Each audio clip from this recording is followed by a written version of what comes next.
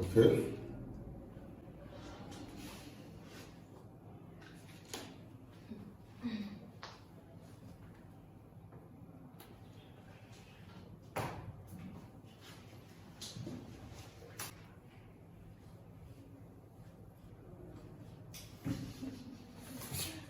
Now, if you would agree with me,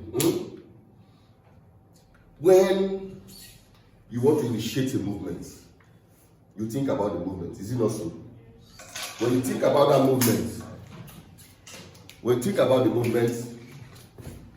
you now initiate it, three of us. Right?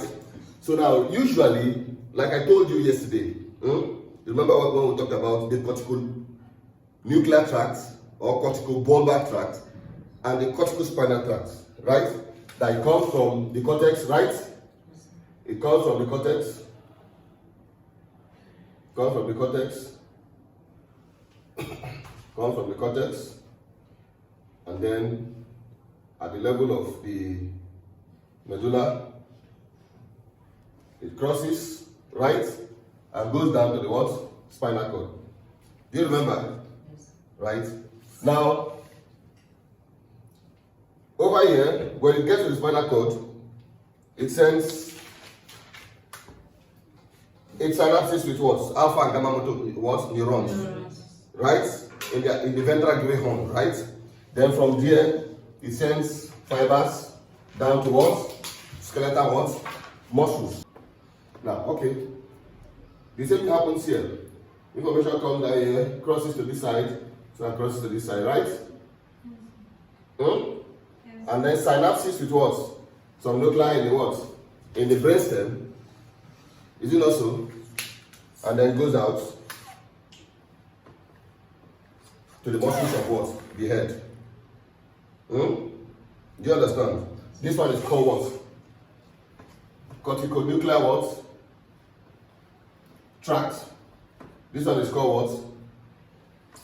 Cortical what? Spinal what? Tract. But first of all, before you initiate movement, you first of all think about that what? Movement. When you think about the movement, you now initiate what? The movement through the cortical what? Spinal and the cortical what? Nuclear what? Tract. But usually, before this movement, before information is sent to the muscles, right?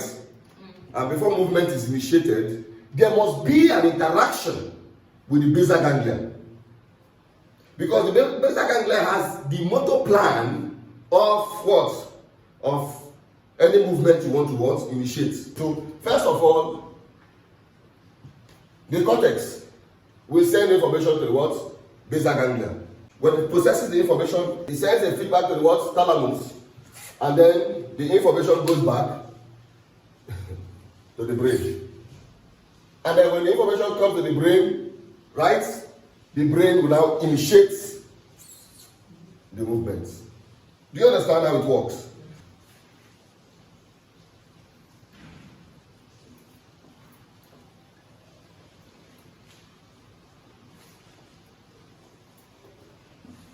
Right? There are actually some areas in the what? In the cortex. Now I told you that in the cortex you have the central sulcus. Right? Behind it is the what? The postcentral what? Gyrus. Right? In front of it is the what? Precentral what? Gyrus. Are you there? Behind is the postcentral what? Gyrus. The postcentral gyrus is responsible for sensory what? For processing sensory what? Information. This one is responsible for what? Motor what? Information. In front of the precentral gyrus, we have what? The premotor area and the supplementary what? Motor what? Area. So, these are the areas in the cortex. Now, this is the postcentral what? Gyrus. Right? And that is where we have what? The primary somatosensory what? Area or cortex. Right? Cortex. Primary somatosensory what? Cortex. Then this is our the precentral what? Gyrus. And this is where we have the primary what? Motor cortex. Right? Primary motor what? Motor what? Cortex. Then anteriorly we have the what? We have the premotor what? Area. Is it not so? And then superior to the premotor area we have the what? The supplementary what? Supplementary what? Area. So all these areas are actually involved in executing what? Movement. Do you understand? So normally, and also you should know that when you think about a movement that you want to initiate, right? The area that is involved is where? Is the what? Thank you. The prefrontal what? The prefrontal what? Cortex. So you think about the information, you think about a movement, information is sent to what? To the motor area. Do you understand? Right? With an involvement from where? From what? The sensory area. And then the information is now sent to what? To the spinal cord via the cortical what? Cortical spinal what? Tract. Right? And then from here, it goes to the what? To the what? The muscles. Do you understand? Do you get it? Are you there? Now, when you think about a movement, information is sent to the what? The motor area. The motor area sends information. The motor area sends information to the basal ganglia, right? The basal ganglia sends information to the thalamus, right? And then the thalamus sends the information back to the motor area, and then the motor area sends what? Information to the what? To the spinal cord via the cortical spinal tract, right? To initiate what? The movement. Do you get it? Do you understand it? All right. So now, let us talk about. So let's explain how this happened. The direct and the indirect pathway. And then we'll also talk about the Nigrostriatal pathway. Nigrostriatal pathway, because all these have involvement in initiating what? Movement, or in the function of the basal ganglia. Are you there? What is the direct pathway? The direct pathway is the pathway in the basal ganglia that is responsible for initiating movement. Are you there? The direct pathway is the pathway that is responsible for initiating what? Movement. The indirect pathway is the pathway that is responsible for stopping what? Movement. Do you understand? Then the nigrostriatal pathway is the pathway that is involved in modifying movement. So you can see now that the three functions I mentioned have been captured. The first one is what? To initiate movement. The second one is to what? Stop the movement. The third one is to modify the what? Movement. So the pathway that is responsible for initiating the movement is called what? The direct pathway. The pathway that is responsible for what? For stopping the movement is the indirect pathway. The pathway that is responsible for modifying modifying the movement is known as what? Is known as what? The nigrostriatal pathway. So let's talk about the first one. The first one is what? The direct pathway. Now for the direct pathway, if you would agree with me, let's say this is our cortex, right? This is our cortex, right? This is our cortex, and then this is caudate nucleus, right? This is what? Putamen.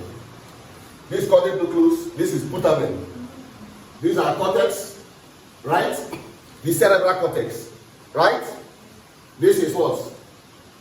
This is the what? The caudate what? Nucleus. This is what? The putamen, and then this is what? Globus what? Pallidus.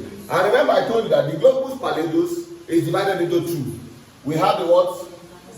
Globus pallidus internus and globus pallidus what? Externus, right? Externus. This is our putamen. Now, in the function of the basal ganglia, right? These are called what? The striatum. Do you understand? These are called the striatum, but the putamen is mostly what involved in the function of the what? Basal ganglia. So let me remove this one. Right? Are you there? I'll remove this one. But when we say striatum, when we say striatum, we are talking about the caudate nucleus and what? The putamen. Right? But mostly the function of the striatum, right, is initiated by what? By the putamen. So that's why I remove the what? The caudate nucleus is also what? Part of it. Do you understand? It's also part of it, and it is also part of the what? The function of the striatum. But basically, it is what? The putamen. That's why I had to remove what? The caudate what? The structure we are going to draw is, remember this structure here? What is this? The thalamus. Thank you. Are you there? So these are our thalamus, right? This is the thalamus. This is what? The lentiform nucleus, right? Are you there? This is putamen. This is globus pallidus. This is our what? Cortex. Are you there? Do you have any problem with this? No. Right. Now, you should also know that the nucleus or the nuclei of the thalamus that are involved in the function of the basal ganglia are, what are they? The ventral anterior nucleus, right? And the ventrolateral what? Nucleus. Are you there? Are you there? The ventral anterior nucleus and the what? The ventrolateral what? Nucleus. You get it? Are you there? Now, can I clean this? Can I clean this? You've got the information, right? So I can clean this. Alright, that's good. So now, when you want to initiate a movement, right? When you want to initiate a movement, now the cortex will send information down to the putamen, right? So I can clean this now, right? Can I? Okay. So you understand what this is? This is the putamen. Putamen. This is putamen. Globus pallidus externus. Globus pallidus what? Internus. And our thalamus, right? So now, the cortex will send the information down to the what? The putamen. So this fiber, this tract, is known as what? Cortical, striatal. This is striatum now. Yeah. Do you understand? So it's called cortical striatal what? Tract or pathway, right? Or fiber. Do you understand? So this is cortical what? Striatal what? Tract or fiber. The cortex actually sends what? Information, right? It sends information to what? The putamen. The putamen in turn will send information down to the globus pallidus what? Internus. Right? It will send information to the globus pallidus what? Internus. Are you there? And then the globus pallidus internus will send information to the thalamus. Are you there? The thalamus will in turn now send information to the cortex. So now, this pathway is called what? Thalamocortical what? Thalamocortical pathway or tract. This is called pallidostriatal tract. Pallidostriatal tract. Are you there? Then what about this other one? From the globus internus, the globus pallidus internus to the what? To the thalamus. It is called what? Pallidothalamic tract. Pallidothalamic tract. This tract is called pallidothalamic tract. This is the direct what? Pathway. Right? So now, information comes from the cortex to the what? Putamen or striatum. Right? From the putamen it goes to where? The globus pallidus internus. From the globus pallidus internus, it goes back to what? It goes to the thalamus. From the thalamus to the what? To the cortex. And then the cortex will now the cortex will now send a command, right? Are you there? From the upper motor neurons in the cortex. You remember? It will send a command down to where? Down to the what? To the spinal cord to initiate the what? Movement. So when the information finally, see, the cortex sends information down here to the putamen sends information to the globus pallidus internus. This one sends information to where? The thalamus sends information to the cortex now excites the muscle. This fiber is a glutaminergic fiber. Why do I call it a glutaminergic fiber? Because it releases glutamate. Are you there? So over here it releases what? Glutamate. Are you there? That is why it is called glutaminergic what? Fiber.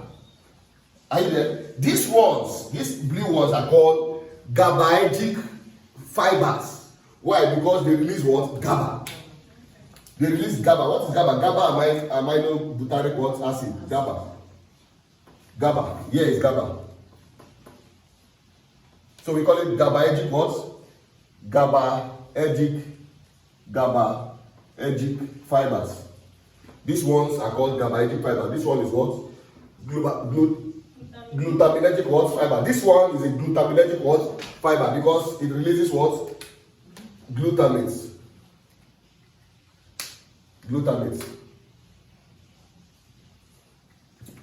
Are you there? So do you understand it now? Right? Okay, so let me explain this thing now. Now, when you want to initiate a movement, right? When you want to initiate a movement, GABAergic. Should I spell it? GABAergic fibers. When you want to initiate a movement, you know what happens? The cortex will send information to the what? Putamen. Right? Now, when it sends information to the putamen, right? Yeah. So, this fiber will release what? Glutamate. Is it also? Yeah. Now, glutamate will stimulate this neuron. Are you there? This GABAergic neuron. Right? Glutamate, this fiber now will stimulate this other fiber. So glutamate will stimulate what? This fiber to release what? Plenty GABA. More GABA. Are you there? Are you listening? Watch. To release what? More GABA. Right? Are you there? So the neurons in the globus pallidus internus will release what? More what? No, sorry. This neuron will release what?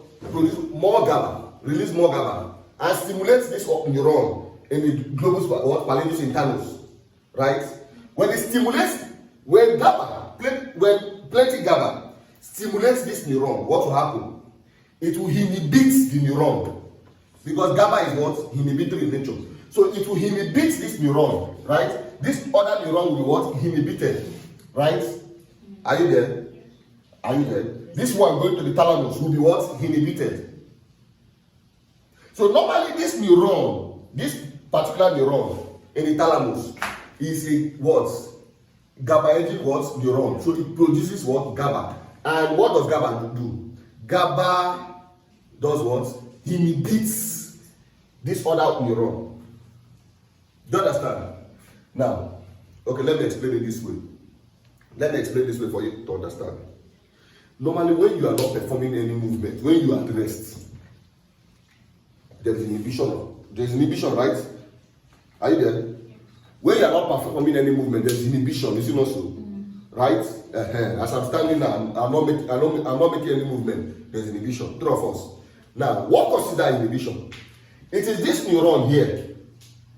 Right? This neuron that is going to where? To the thalamus. This neuron is actually releasing GABA to inhibit this other one going to the cortex. Right? And that is why there is no movement. Are you there? Now, for there to be movements, for you to initiate movements, The cortex will stimulate the putamen, right? By releasing what? Glutamate. Glutamate will activate this neuron, right? When this neuron is activated, it will release more GABA. Is it not so? It will release what? More GABA. Now, when the GABA is released, this GABA will now inhibit this other neuron. Is it not so? When this neuron is inhibited, this neuron will not be able to produce GABA. Do you understand? It will not be able to what? Produce GABA. And as such, this other neuron in the thalamus will now be removed from inhibition. Do you understand? When it is removed from inhibition, it will begin to fire and release what? Glutamate. Do you understand? The glutamate now will now excite the what? Cortex. To excite the what? The upper motor what? Neurons. And when the upper motor neurons are excited, it will fire and send impulses to what? The alpha motor neuron and the gamma motor neuron in the what? In the spinal cord to initiate movement. Do you understand? That is for the direct what? Pathway. Do you understand it? Regina, do you understand it? That is for the direct what pathway. Jessica, do you understand it? Or should I explain it again? You understand it, right? Now, for the indirect pathway. Now, the cortex, indirect pathway actually inhibits movement. Is it not so? Are you there? So, the cortex excites the what? The putamen or the striatum. Are you there? Now, normally, the striatum now, instead of exciting the globus pallidus internus, what does it do? It excites the globus pallidus externus. Are you there? Are you there? Now, instead of this one to excite the thalamus, it excites another structure called the subthalamus.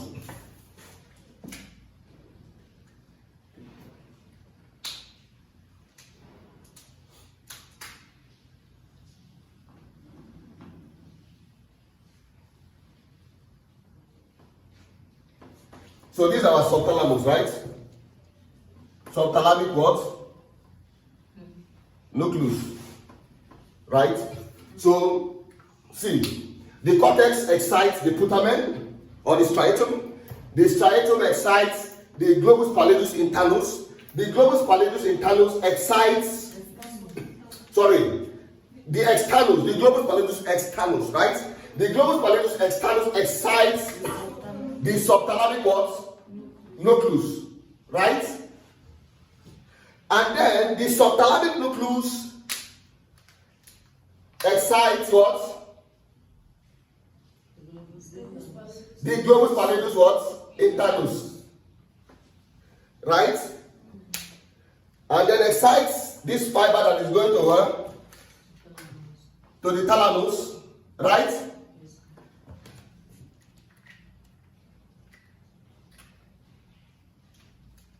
And then this one excites what?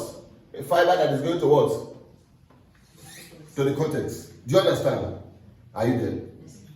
So this is called what? The indirect what? Pathway. Okay, I will explain again. Now, the indirect pathway involves the cortex. The cortex sends information to what? The putamen, right? Or the striatum. The striatum sends information to the globus pallidus externus. The globus pallidus sends information to the subthalamic nucleus. The subthalamic nucleus sends back information to the globus pallidus internus. That sends information to the what? To the thalamus. And the thalamus now sends back information to what? To the cortex. Do you understand? Are you there? And of course, now, let me explain it now. You know, here we have glutamate, right? Here we have GABA. Here we have GABA. Here we have GABA. Right? Here we have glutamate. Is it not so? Here we have what? GABA. Right? Are you there?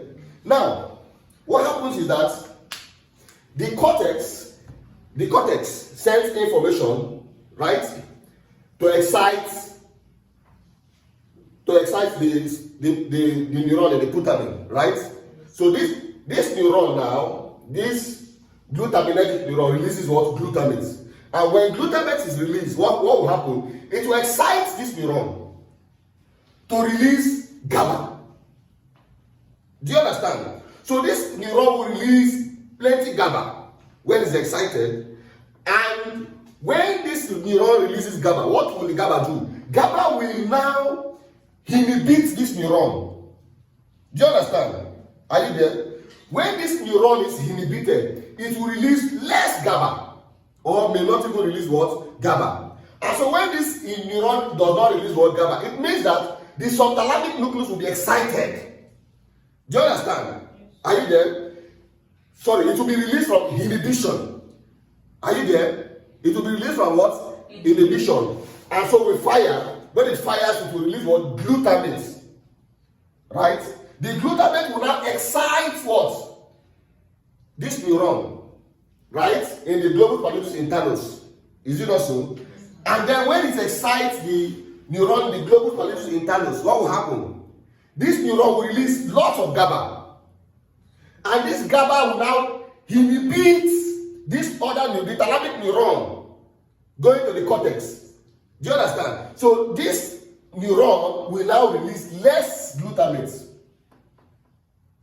Do you understand? It will be inhibited, and so it will release what? Less glutamate. So when it releases less glutamate, it will not be able to excite what? The cortex. And if the cortex is not excited, what will happen? The cortex will not initiate what? Movements.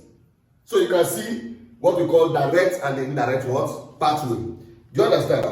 Now let us talk about the involvement of the substantia nigra. Are you there? Let's talk about the involvement of what? The substantia nigra. Because what does the substantia nigra do? It actually modifies movement. Do you understand? Are you there? Yeah. It modifies what? Movement via a pathway called the what? The Nigrostriatal what? Pathway. Are you there? Alright. Now let's draw the substantia nigra. Now in the midbrain, we have a structure called the substantia nigra. It consists of two different neurons, right? The ventral neurons are called what? Substantia nigra pars reticularis. The dorsal neurons are called what? Substantia nigra pars compacta.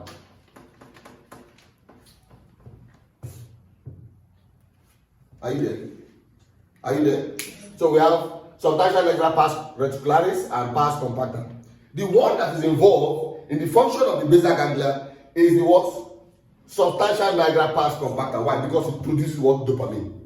Do you understand? So now, it sends information, right, down here and down here. Do you understand? So now this pathway is called what? The Nigrostriatal pathway or tract. Are you there? Jessica, are you there? Chisom, are you there? So it is called what? The Nigrostriatal what? Tract or pathway. Are you there? Now, one of these, we are seeing two now, right? One of these is involved in the direct pathway.